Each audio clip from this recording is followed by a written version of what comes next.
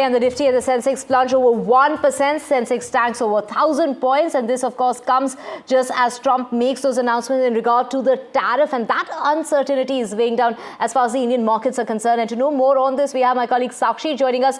Sakshi, the recent statements made by US President Donald Trump regarding tariffs has brought down the markets. Take us through what's really happening. That's right. We have seen the Nifty and the Sensex plunge over 1% in trade, the Sensex tumble over 1,000 points, and like you mentioned, the US President Donald Trump's tariff uncertainty now really weighing on sentiment. We have also seen persistent FII selling, but to really decode what's happening in the markets, I'm joined by G. Chokalingam, founder of Economics, also a market veteran and market expert.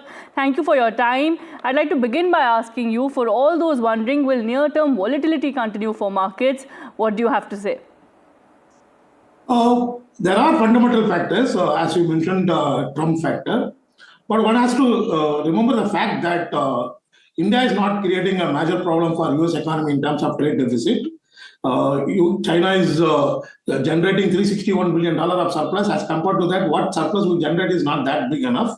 So it's more to do with, apart from the tariff war, it's also fear psychosis. We have lost 100 lakh crore of market cap in the last 6 months. And the only suggestion is that, India's story is not that bad. There are many stocks which are as low as even 10-year low.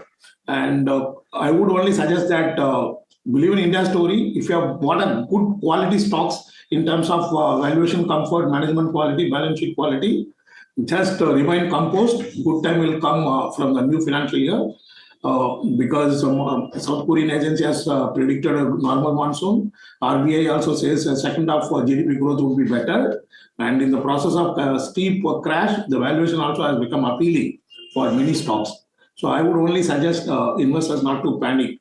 As long as you hold good stocks, don't panic. Just remain composed and stay invested for another 2-3 months. Things will definitely change in a positive way.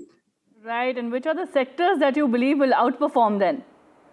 I believe once again it will be small and mid cap because in the large cap you still have a little concern on the earning growth because many sectors are having a single digit volume growth. If you take FMCG or cement or automobiles or for that matter IT services in dollar term, so we have a problem of single digit growth, whereas on the other hand you have 4,000 stocks in the small and mid cap space, SMC segment, what we call. There you have a lot of growth stories, a lot of value unlocking potential, a lot of possible acquisition stories.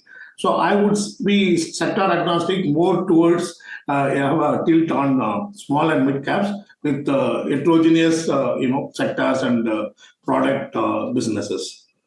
All right. Thank you so much for sharing your thoughts on the markets. Of course, we will continue to track them. And like you mentioned, that, investors don't need to panic. But of course, do consult your advisors. And a wait and watch mode is on as far as the tariff situation is really concerned.